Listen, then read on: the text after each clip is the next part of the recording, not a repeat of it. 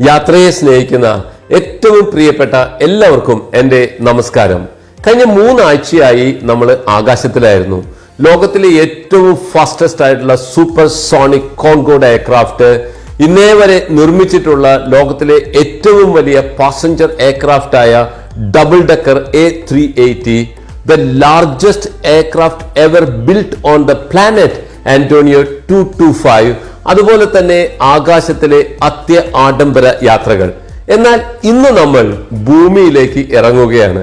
കേരളം എന്ന് പറയുന്ന സംസ്ഥാനം 40,000 സ്ക്വയർ കിലോമീറ്ററും 3.5 കോടി ജനങ്ങളുമുള്ള ഒരു സ്ഥലമാണെങ്കിൽ, ഇന്ന് ഞാൻ നിങ്ങളുടെ അടുത്ത് പറയാൻ പോകുന്നത് വെറും 297 സ്ക്വയർ കിലോമീറ്ററും തിരുവനന്തപുരം കോർപ്പറേഷന്റെ പകുതി മാത്രം ജനസംഖ്യയുള്ള, അതായത് 5.5 ലക്ഷം മാത്രം ജനങ്ങളുള്ള, ജനസംഖ്യയുടെ 3.5 ഇരട്ടിയോളം, ഏകദേശം 18 ലക്ഷത്തോളം വിനോദ സഞ്ചാരികളെ ഓരോ വർഷവും സ്വീകരിക്കുന്ന, മലയാളികൾ കേരളം പോലെയാണെന്ന് വിശ്വസിക്കുകയും പക്ഷെ കേരളവുമായി യാതൊരു രീതിയിലുള്ള ബന്ധവുമില്ലാത്ത, ഇന്ത്യൻ മഹാസമുദ്രത്തിൽ മുത്തുമണികൾ വാരി വിതറിയ പോലെ 1200-ലധികം ദ്വീപുകളുള്ള മനോഹരമായ മാൽദീവ്സിനെ കുറിച്ചാണ്. ഓരോ ദ്വീപിനെയും വലയം വയ്ക്കുന്ന അതിമനോഹരമായ പവിഴപ്പുറ്റുകൾ, 1.5 കിലോമീറ്ററിന് താഴെ മാത്രം വലിപ്പമുള്ള വൃത്താകൃതിയോ കോഴിമുട്ടയുടെ ആകൃതിയിലോ ഉള്ളതാണ് ഈ ദ്വീപുകൾ. 5 മിനിറ്റ് കൊണ്ട് ഒറ്റ ഓട്ടത്തിൽ തന്നെ ഈ ദ്വീപ് മുഴുവനും നമുക്ക് കാണാൻ സാധിക്കും. ആദ്യം തന്നെ വെളുത്ത പഞ്ചാര മണലുള്ള ദ്വീപിനെ വലയം വെക്കുന്ന ബീച്ച്, പിന്നെ കടലിലേക്ക് നോക്കി നടക്കാവുന്ന നേർത്ത നീല കളറുള്ള വെള്ളം, ഒരു അക്വേറിയത്തിൽ എന്ന പോലെ ഓടി നടക്കുന്ന വർണ്ണ മത്സ്യങ്ങൾ, ആഴം തുടങ്ങുമ്പോൾ അല്പം കൂടെ ഡീപ്പായി കാണുന്ന നീല കളർ. മൂന്നാമത്തെ വലയം ആഴക്കടലിലേക്ക് സമാനമായ കാഴ്ചകൾ നമുക്ക് നൽകുന്നു. കടലിൽ ഒളിപ്പിച്ചു വെച്ചിട്ടുള്ള പവിഴപ്പുറ്റുകൾ നിങ്ങളെ മനോഹരിതയുടെ ആഴക്കടലിലേക്ക് കൊണ്ടുപോകും. ഇവിടെ നമ്മൾ വിമാനം ഇറങ്ങുന്നത് കടലിന് നടുവിലുള്ള ഒരു റൺവേയിലേക്കാണെന്ന് പറയാം. ഇന്ത്യക്കാർക്ക് വിസ ഓൺ അറൈവൽ ആണ് മാൽദീവ്സിലേക്ക്. നമ്മളൊരു വളരെ സിമ്പിൾ ആയിട്ടുള്ള ഒരു പ്രൊസീജിയറിന് ശേഷം നമ്മൾ എയർപോർട്ടിന് പുറത്ത് കടന്നു കഴിഞ്ഞാൽ ആയിരക്കണക്കിന് വിനോദ സഞ്ചാരികളുടെ ഇടയിലേക്കാണ് നമ്മൾ ഇറങ്ങി വരുന്നത്. നമുക്ക് നേരത്തെ ഹോട്ടൽ ബുക്ക് ചെയ്യാതെ മാൽദീവ്സിലേക്ക് പോകാൻ സാധിക്കില്ല. കാരണം നമ്മളിപ്പോൾ തിരുവനന്തപുരം നഗരത്തിലാണ് വന്ന് ഇറങ്ങുന്നതെങ്കിൽ നമുക്ക് ഒറ്റ മുറികൾ പോലും അവൈലബിൾ അല്ലെങ്കിൽ പോലും നമ്മൾ അന്വേഷിച്ച് നടന്നാൽ നമുക്ക് താമസിക്കാൻ ഒരു മുറി കിട്ടും. എന്നാൽ മാൽദീവ്സില് 98% കടലായതുകൊണ്ട് മാത്രം മുറി ഒഴിവില്ലെന്ന് പറഞ്ഞു കഴിഞ്ഞാൽ നമുക്ക് പിന്നെ താമസിക്കാൻ മുറി കിട്ടില്ല. അതുകൊണ്ട് തന്നെ മാൽദീവ്സിൽ വിമാനം ഇറങ്ങുന്ന ഓരോരുത്തർക്കും ഹോട്ടൽ ബുക്കിംഗ് അനിവാര്യമാണ്. നമ്മൾ എയർപോർട്ടിൽ നിന്ന് പുറത്തിറങ്ങിക്കഴിഞ്ഞാൽ നമ്മൾ ബുക്ക് ചെയ്ത ഹോട്ടലിലെ ബോട്ട് നമുക്ക് വേണ്ടി വെയിറ്റ് ചെയ്യുന്നുണ്ടായിരിക്കും. സാധാരണയായിട്ട് നമ്മളൊരു 15-30 മിനിറ്റ് നമ്മൾ അവിടുത്തെ സ്പീഡ് ബോട്ടിൽ യാത്ര ചെയ്തു കഴിഞ്ഞാൽ നമ്മൾ താമസിക്കുന്ന റിസോർട്ടിലെത്താം. പക്ഷെ ചില റിസോർട്ടുകൾ ക്യാപിറ്റൽ മാലിൽ നിന്ന് അല്ലെങ്കിൽ എയർപോർട്ടിൽ നിന്ന് വളരെ ദൂരത്തുള്ള റിസോർട്ടുകൾ അവിടെയുണ്ട്. അവിടേക്ക് ഏകദേശം നമ്മൾ 1 മണിക്കൂറോ 1.5 മണിക്കൂറോ ബോട്ടിൽ പോകേണ്ടി വരും.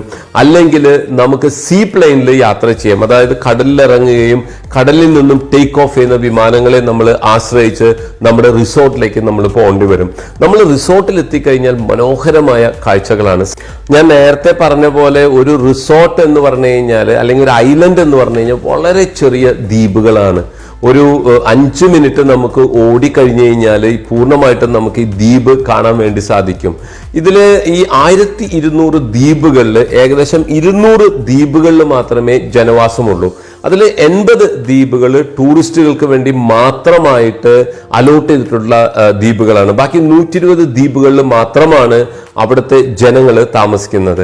ഈ 80 ദ്വീപുകളിൽ ഇപ്പൊ നമ്മളൊരു റിസോർട്ടിൽ പോയി താമസിക്കുകയാണെങ്കിൽ ആ റിസോർട്ടിന്റെ പേരും ആ ദ്വീപിന്റെ പേരും ഒരേ പേര് തന്നെ ആയിരിക്കും. അതുപോലെ തന്നെ അവിടെ നമ്മൾ ചെല്ലുന്ന ടൂറിസ്റ്റുകളും അവിടെ ജോലി ചെയ്യുന്നവരും മാത്രമേ ആ ഒരു ഐലൻഡിൽ ഉണ്ടാവുള്ളൂ. അവിടെ സാധാരണക്കാരായ ജനങ്ങൾ ആ ഐലൻഡിൽ താമസിക്കും. താമസിക്കുന്നുണ്ടാവില്ല. അവർ വേറെ സെപ്പറേറ്റ് ആയിട്ട് വളരെ ഡിഫറെന്റ് ആയിട്ടുള്ള അവരുടേതായിട്ടുള്ള ഐലൻഡുകളിൽ, ദ്വീപുകളിലാണ് അവർ താമസിക്കുന്നത്.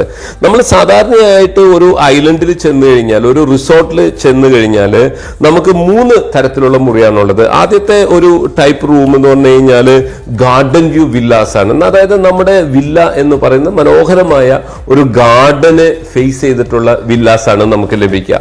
രണ്ടാമത്തെ ഒരു ടൈപ്പ് വില്ല എന്ന് പറയുന്നത് ബീച്ച് ബംഗ്ലാവ്സ് ആണ്. ഈ ബീച്ച് ബംഗ്ലാവ്സ് എല്ലാം നമുക്ക് ഈ കടലിനെ അഭിമുഖമായിട്ടുള്ള ബംഗ്ലാവ്സ് ആയിരിക്കും. വളരെ ബ്യൂട്ടിഫുൾ ആണ് ഇത് കാണാൻ വേണ്ടിയിട്ട്. നമുക്ക് ഈ ബീച്ച് ബംഗ്ലാവിന്റെ മുൻവശത്ത് നമുക്ക് ഈ കടലിൽ നോക്കി ഒരുപാട് സമയം നമുക്ക് ആ മനോഹരമായ കാഴ്ചകൾ കണ്ടിരിക്കാൻ പറ്റും. അതുപോലെ തന്നെ വളരെ പ്രൈവസി ഉള്ളതാണ് അവിടുത്തെ ബീച്ച് ബംഗ്ലാവ്സ്. പക്ഷെ എനിക്ക് വ്യക്തിപരമായിട്ട് ഇഷ്ടമുള്ളത് അവിടുത്തെ വാട്ടർ ബംഗ്ലാവ്സ് ആണ്. ഈ വാട്ടർ ബംഗ്ലാവ്സ് എന്ന് പറഞ്ഞു കഴിഞ്ഞാൽ നമുക്ക് ഈ ദ്വീപിൽ നിന്ന് ഒരു വലിയൊരു പാലം കടലിലേക്ക് നിർമ്മിച്ചേക്കാണ്. ഈ പാലത്തിന്റെ 2 വശങ്ങളിലുമായിട്ട് വളരെ മനോഹരമായ കോട്ടേജുകളാണ്. ഈ കോട്ടേജിന്റെ ഒക്കെ താഴെ ചെറിയൊരു ഗ്ലാസ് പിടിപ്പിച്ചിട്ടുണ്ട്. ആ ഗ്ലാസ്സിലൂടെ നമുക്ക് നോക്കിക്കഴിഞ്ഞു കഴിഞ്ഞാൽ ഒരു അക്വേറിയത്തിൽ നമ്മൾ കാണുന്നത് പോലെ നമുക്ക് കടലിന്റെ അടിവശത്ത് നമുക്ക് വളരെ മനോഹരമായിട്ടുള്ള മീനുകളെ നമുക്ക് കാണാൻ പറ്റും. വളരെ വർണ്ണ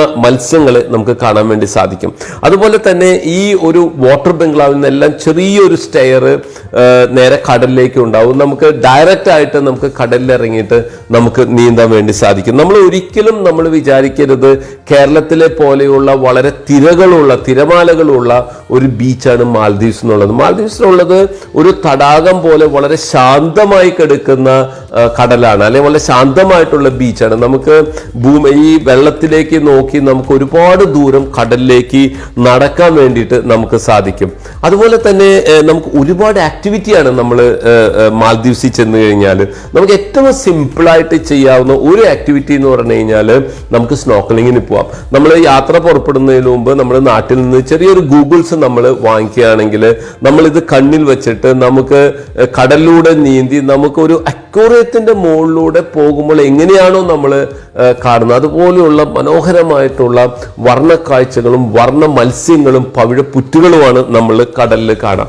നമുക്ക് ഡൈവിങ്ങിന് ഇൻട്രസ്റ്റ് ഉണ്ടെന്ന് വെച്ച് കഴിഞ്ഞാൽ നമ്മൾ ഡൈവിങ്ങിന് കൊണ്ടുപോകാൻ വേണ്ടിയുള്ള സർവ്വസന്നാഹങ്ങളും ഓരോ ദ്വീപിലും അവൈലബിൾ ആണ്. ഈവൻ നമുക്ക് ഓക്സിജൻ സിലിണ്ടർ അടക്കം നമുക്ക് ഡീപ് സീ ഡൈവിങ്ങിന് വേണമെങ്കിൽ പോകാം, അല്ലെങ്കിൽ വളരെ സിമ്പിൾ ആയിട്ടുള്ള ഡൈവിങ്ങിന് പോകണമെങ്കിലും അങ്ങനത്തെ ഡൈവിംഗ് ഫെസിലിറ്റീസും ഉണ്ട്. നമുക്കിനിയിപ്പോൾ ഫിഷിങ്ങിന് പോകാനാണ് ഇൻട്രസ്റ്റ് എങ്കിൽ നമുക്ക് ഫിഷിങ്ങിന് പോകാനുള്ള ഫെസിലിറ്റി ഉണ്ട്. പലർക്കും പാരാസെയിലിംഗ് വളരെ ഒരു ഇൻട്രസ്റ്റിംഗ് ആയിട്ടുള്ള ഒരു സ്പോർട്സ് അല്ലെങ്കിൽ ഒരു സെമി അഡ്വഞ്ചർ ആക്ടിവിറ്റീസ് ആണ്. നിങ്ങൾക്കറിയാം പാരാസെയിലിംഗ് എന്ന് പറഞ്ഞു കഴിഞ്ഞാൽ നമ്മളൊരു സ്പീഡ് ബോട്ടിൽ പുറകില് നമ്മൾ ഒരു ചരട് കെട്ടി കഴിഞ്ഞു കഴിഞ്ഞിട്ട് നമ്മൾ ഒരു പാരച്യൂട്ടിൽ നേരെ ആകാശത്തേക്ക് ഉയർത്തി നമുക്ക് ആകാശത്ത് നിന്ന് നമുക്ക് ഈ ഐലൻഡുകളെല്ലാം വളരെ ബ്യൂട്ടിഫുൾ ആയിട്ട് നമുക്ക് കാണാൻ സാധിക്കും. ഒരു ചെറിയ ഗ്രൂപ്പായിട്ടാണ് നമ്മൾ പോകുന്നതെങ്കിൽ അവിടെ ബനാന ബോട്ടുണ്ട്, നമുക്ക് വാട്ടർ സ്കൂട്ടർ, കടലിലൂടെയുള്ള വാട്ടർ സ്കൂട്ടർ നമുക്ക് ഉപയോഗിക്കാം. ഇനിയിപ്പോൾ നമുക്ക് കടലിലൂടെ പോയി നമുക്ക് സ്വിമ്മിങ്ങിന് നമുക്ക് അത്ര വലിയ എക്സ്പീരിയൻസ് ഇല്ല, നമുക്ക് കടലിലൂടെ പോകാൻ അത്ര താല്പര്യമില്ല എന്ന് വെച്ച് കഴിഞ്ഞാൽ വളരെ ശാന്തമായിട്ട് നമുക്ക് അവിടെ ഗ്ലാസ് ബോട്ടം ബോട്ട് കിട്ടും. അതായത് ചെറിയ ചെറിയ ധോണി അല്ലെങ്കിൽ വഞ്ചികളുടെ നടുക്ക് ഗ്ലാസ് ഫിക്സ് ചെയ്തിട്ട് നമുക്ക് നമ്മൾ നേരെ കടലിലേക്ക് കൊണ്ടുപോകും. എന്നിട്ട് ഈ ഒരു ബോട്ടിൽ ഇരുന്നുകൊണ്ട് തന്നെ നമുക്ക് കടലിലെ അടിത്തട്ടുകൾ, പവിഴപ്പുറ്റുകളും ഈ വർണ്ണ മത്സ്യങ്ങളെല്ലാം നമുക്ക് കാണാൻ വേണ്ടി സാധിക്കും. അതുപോലെ തന്നെ നമുക്ക് സീ പ്ലെയിനും ഉണ്ട്. നമുക്ക് കടലിൽ തന്നെ ടേക്ക് ഓഫ് ചെയ്ത് കടലിൽ തന്നെ ലാൻഡ് ചെയ്യുന്ന സീ പ്ലെയിനിൽ നമുക്കൊരു ചെറിയൊരു യാത്ര പോയി നമുക്ക് ഈ ഐലൻഡിന്റെ എല്ലാം ഏരിയൽ വ്യൂ നമുക്ക് കാണാൻ വേണ്ടി സാധിക്കും. അതുപോലെ തന്നെ സൈറ്റ് സീയിങ്ങിനുള്ള സബ്മറൈനുണ്ട്. ഏകദേശം ഒരു 50 പേർക്ക് യാത്ര ചെയ്യാൻ സാധിക്കുന്ന ഒരു 40 അടിയോളം കടലിന്റെ അടിത്തട്ടിലൂടെ യാത്ര ചെയ്ത് കടലിലെ മനോഹരമായ കാഴ്ചകൾ കാണിക്കുന്ന അണ്ടർ വാട്ടർ സബ്മറൈൻ അവൈലബിൾ ആണ്. അതുപോലെ തന്നെ സാധാരണ ഒരു 8 to 10 സീറ്റർ ആയിട്ടുള്ള എയർക്രാഫ്റ്റുകൾ നമുക്ക് ഇതുപോലെ തന്നെ ഏരിയൽ വ്യൂ, ഐലൻഡിന്റെ ഏരിയൽ വ്യൂ കാണാൻ വേണ്ടിയിട്ട് നമ്മളെ സൈറ്റ് സീയിങ്ങിന് കൊണ്ടുപോകാൻ അവൈലബിൾ ആണ്. നമുക്ക് ക്യാപിറ്റൽ മാലിയിലേക്ക് വേണമെങ്കിൽ, ഈ ക്യാപിറ്റൽ മാലി എന്ന് പറഞ്ഞു കഴിഞ്ഞാൽ വളരെ ചെറിയൊരു ഐലൻഡാണ്. 1.8 സ്ക്വയർ കിലോമീറ്റർ മാത്രം വലിപ്പമുള്ള ഒരു ഐലൻഡാണ് ക്യാപിറ്റൽ മാലി എന്ന് പറയുന്നത്. ഈ ക്യാപിറ്റൽ മാലിയും അതുപോലെ തന്നെ ഈ എയർപോർട്ടും രണ്ട് സെപ്പറേറ്റ് ആയിട്ടുള്ള ഐലൻഡാണ്. ക്യാപിറ്റൽ മാലിയിലല്ല നമ്മൾ വിമാനം ഇറങ്ങുന്നത്, എയർപോർട്ടിന് മാത്രമായിട്ടുള്ള വളരെ എക്സ്ക്ലൂസീവ് ആയിട്ടുള്ള ഒരു ഐലൻഡിലാണ് നമ്മൾ വിമാനം ഇറങ്ങുന്നത്. അപ്പൊ നമുക്ക് ക്യാപിറ്റൽ മാലി കാണണമെങ്കിലും നമുക്ക് അങ്ങനെ പോകാം. അല്ല, നമുക്ക് ഐലൻഡ് ഹോപ്പിംഗ് എന്ന് പറയുന്ന വേറൊരു പ്രോഗ്രാം ഉണ്ട്. നമുക്ക് അൺഇൻഹാബിറ്റഡ് ആയിട്ടുള്ള 1-2 ഐലൻഡോ അല്ലെങ്കിൽ നിയർ ബൈ ഇൻഹാബിറ്റഡ് ഐലൻഡോ കാണാൻ പോകണമെങ്കിൽ നമുക്ക് അങ്ങനെ ഐലൻഡ് ഹോപ്പിംഗ് എന്ന് പറഞ്ഞ പ്രോഗ്രാം ഉണ്ട്. നമ്മളൊരു 2-3 ദിവസത്തേക്കുള്ള ഒരു യാത്ര നമ്മൾ പ്ലാൻ ചെയ്യുകയാണെങ്കിൽ തീർച്ചയായിട്ടും മാൽദീവ്സിന് വളരെ വ്യത്യസ്തമായിട്ടുള്ള മനോഹരമായ കാഴ്ചകൾ നമുക്ക് സമ്മാനിക്കുന്നതിന് വേണ്ടി സാധിക്കും. എനിക്ക് തോന്നുന്നു ഇന്ത്യയുമായിട്ട് കമ്പയർ ചെയ്യുമ്പോൾ ഈ മാൽദീവ്സിനെ നമുക്ക് കമ്പയർ ചെയ്യാൻ പറ്റുന്നത് ഒരേ ഒരു സ്ഥലം മാത്രമേ ഉള്ളൂ, അത് ലക്ഷദ്വീപാണ്. ലക്ഷദ്വീപ് തീർച്ചയായിട്ടും മനോഹരമായ സ്ഥലം തന്നെയാണ്. പക്ഷേ മാൽദീവ്സിന് എത്ര സൗകര്യങ്ങളോ മാൽദീവ്സിന്റെ അത്രയ്ക്ക് മനോഹാരിതയോ ലക്ഷദ്വീപിനില്ല. പക്ഷെ ലക്ഷദ്വീപ് തീർച്ചയായിട്ടും ബ്യൂട്ടിഫുൾ ആയിട്ടുള്ള ഒരു സ്ഥലം തന്നെയാണ്.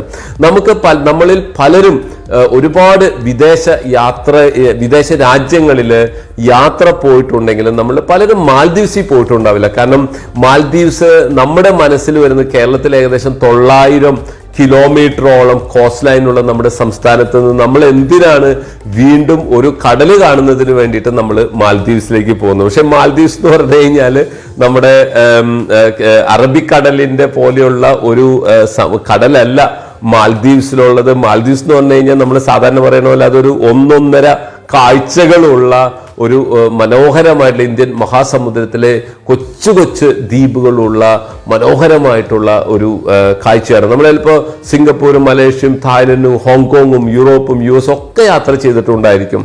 പക്ഷേ നമ്മുടെ കേരളത്തിൽ നിന്ന് ഒരു മണിക്കൂർ മാത്രം നമ്മൾ വിമാനത്തിൽ യാത്ര ചെയ്തു കഴിഞ്ഞാൽ നമ്മൾ വ്യത്യസ്തമായിട്ടുള്ള ഒരു ലോകത്തിലെത്തും. നമുക്ക് കുടുംബാംഗങ്ങളും അതുപോലെ തന്നെ കൂട്ടുകാരും ഒത്ത് വളരെ ശാന്തമായിട്ട് അതേസമയം തന്നെ വളരെ ഡിഫറെൻ്റ് ആയിട്ടുള്ള എക്സ്ക്ലൂസീവ് ആയിട്ടുള്ള സൈറ്റ് സീൻ ചെയ്യാൻ പറ്റുന്ന മാൽദീവ്സ് നമ്മൾ പലപ്പോഴും മറന്ന് പോകുകയാണ് ഉണ്ടായിട്ടുള്ളത്. അതിന് എനിക്കൊന്ന് ഒരു റീസൺ എന്ന് പറഞ്ഞു കഴിഞ്ഞാൽ മാൽദീവ്സിനെ കുറിച്ച് നമുക്ക് അതിൻ്റെ ആ ഒരു മനോഹാരിതയെ കുറിച്ച് നമുക്ക് അധികം പേർക്കും അത്ര ആഴത്തിലുള്ള ഒരു അറിവില്ലാത്തതുകൊണ്ടാണെന്നാണ് എനിക്ക് തോന്നുന്നത്. പക്ഷേ എനിക്ക് മാൽദീവ്സിൽ ഞാൻ പലപ്പോഴും യാത്ര ചെയ്തിട്ടുള്ള അനുഭവത്തിൽ നിന്ന് തന്നെ എനിക്ക് പറയാൻ സാധിക്കും, മാൽദീവ്സ് അതിമനോഹരമായ ഒരുപാട് ചാർട്ടർ ഫ്ലൈറ്റുകൾ ലോകത്തിൻ്റെ വിവിധ ഭാഗങ്ങളിൽ നിന്ന് വരുന്ന വളരെ ബ്യൂട്ടിഫുൾ ആയിട്ടുള്ള ഒരു ദ്വീപ സമൂഹങ്ങളാണ്. അപ്പോൾ എന്നെങ്കിലും നിങ്ങൾ മാൽദീവ്സിലേക്ക് ഒരു യാത്ര പോകുന്നതിന് വേണ്ടി നിങ്ങൾ ഒരു യാത്രയ്ക്ക് പ്ലാൻ ചെയ്യുകയാണെങ്കിൽ, നിങ്ങളെ അടുത്ത ഒരു യാത്ര പ്ലാൻ ചെയ്യുകയാണെങ്കിൽ തീർച്ചയായിട്ടും മാൽദീവ്സ് നിങ്ങളുടെ ഒരു ബക്കറ്റ് ലിസ്റ്റിൽ ഉണ്ടാകണം. അത് മനോഹരമായിട്ടുള്ള കാഴ്ചകൾ തന്നെ നിങ്ങൾക്ക് സമ്മാനിക്കും എന്ന് എനിക്ക് ഉറപ്പുണ്ട്. ഞാൻ ഈ പറഞ്ഞ ഇൻഫർമേഷനും അതുപോലെ തന്നെ ഈ വീഡിയോയും നിങ്ങൾക്ക് ഇഷ്ടപ്പെട്ടു എന്ന് ഞാൻ വിശ്വസിക്കുന്നു. നിങ്ങൾ ഈ വീഡിയോ നിങ്ങൾ ഫേസ്ബുക്ക് പേജിലൂടെയാണ് കാണുന്നതെങ്കിൽ ഇത് ലൈക്ക് ചെയ്യുക, അതുപോലെ തന്നെ ഇത് ഷെയർ ചെയ്യുക. അല്ല, നിങ്ങൾ എൻ്റെ യൂട്യൂബ് ചാനൽ വഴിക്കാണ് ഈ വീഡിയോ നിങ്ങൾ കാണുന്നതെങ്കിൽ നിങ്ങൾക്കത് സബ്സ്ക്രൈബ് ചെയ്യാം, ലൈക്ക് ചെയ്യാം, ഷെയർ ചെയ്യാം, അതുപോലെ തന്നെ ഈ ബെൽ ബട്ടൺ അമർത്തുക. I thank you for your patient watching. Thank you.